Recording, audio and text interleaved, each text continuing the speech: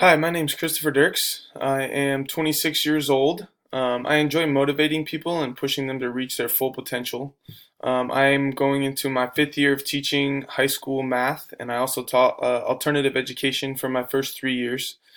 I coach basketball. I coached the freshman team for 1 year, and I coached the varsity team for the last three seasons.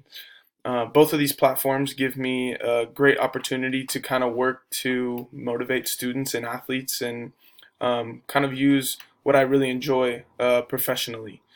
This summer, I got married, and she works for Head Start, and she also coaches track at the same school where I coach basketball. So it's been a really fun experience to kind of work together and share athletes. Although we're not working directly on the same sport, we have a lot of the same kids. So that's been great. As a teacher and a coach, the most important aspect of communication with students, players, and parents is being consistent and clear. As a basketball coach, I send out a weekly email, um, kind of recapping the past week, laying out the schedule for the coming week, um, where each team needs to be and when and what to expect. And I've gotten a lot of feedback from parents on that.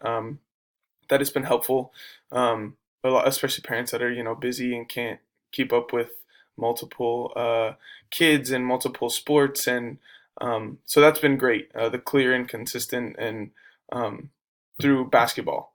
But as far as the teaching part of it, I definitely need to work on uh, communicating with my students a little bit more, communicating with their parents a little bit more.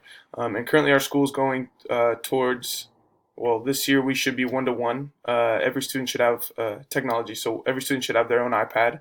All of the classrooms have Apple TVs and Apple products. Uh, that's my introduction. I look forward to working with you guys this semester. Thank you for listening.